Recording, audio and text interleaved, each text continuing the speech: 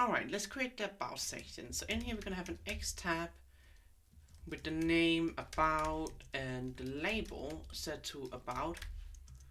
In here we want to have a div with the class bgslate200. We want to add in a padding here as well, which is going to be of 6. And then we want it to be rounded small. And in here we just want to push through the channel description column, which we have in the database, just here. And outside of that, we also want to check, for example, if a boolean is ticked off in here, which is going to be called customize. So let's create a public boolean here called customize set to false. And in here we want to check that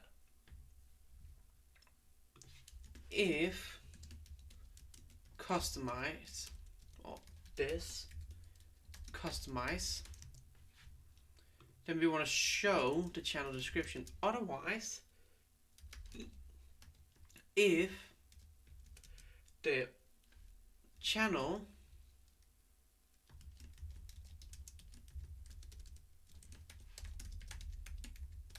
ID is the same as the use ID, we want to have an end if. We don't need the Livewire component because we don't need one there. We want to have the ability to customize it. So in here we're going to use an X form which is provided in the MaryUI package, and we're going to call update channel. So in here we want to create another function called update channel. It's going to be a void method, and we're going to add a button as well, which is just going to be below this flex here, which is going to call customize channel, which is basically just again checking if you're logged in. So you can see we have this ability now to customize channel. And we also need another function in here because we're calling toggle edit. We just need to set that in here as well. And just to go back in here again, inside toggle edit, we just need to set this customize to the opposite of it. And this is going to be a void function. So let's head in here. You can see we're switching between this form and the about section, which is currently empty. So one other thing we want to do in here is basically just go ahead now, and we know for a fact that the user shouldn't have been able to get to here without having been signed in. So what we want to just quickly check is if this channel ID does not equal to, basically in this case, of user ID, then we just return nothing. Otherwise we say this channel update, and we're going to call this channel description because that's what the field is called.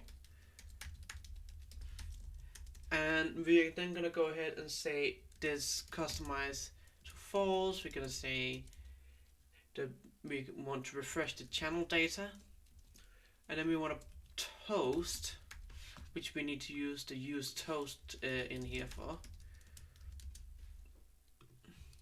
And I'm just going to put in some pre-written text already here, so just so you don't have to see me type all of this out. We put through the title, the description, and the type. And with that sorted, let's see what happens if we now refresh, go ahead and click customize, put in the word test, and nothing happened. So let's go into our user model here. Inside update channel, we just want to make sure we have the channel description. And let's make sure we're calling the correct function here.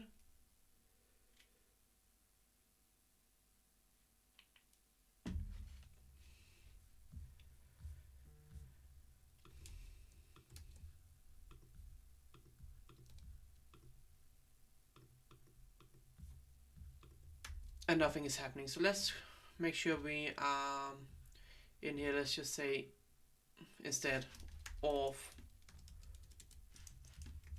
user update.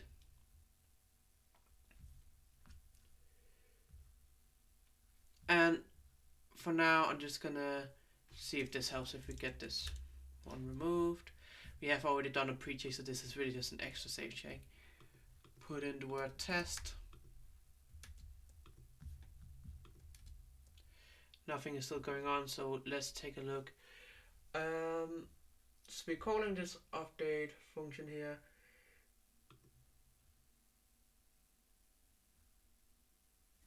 And we need to obviously make sure we have the variable where we,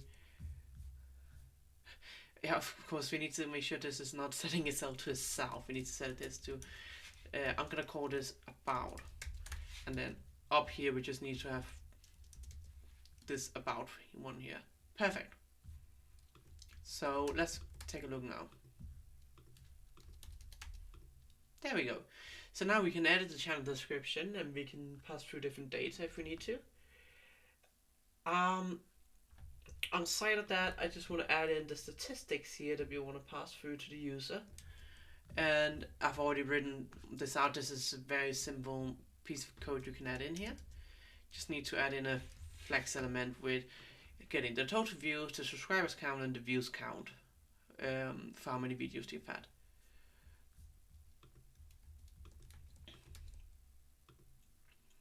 And you can then see we got the small statistics here. And then outside of that, I'm just going to go ahead and make sure that we put all of this into one div. And we put a space y of 2.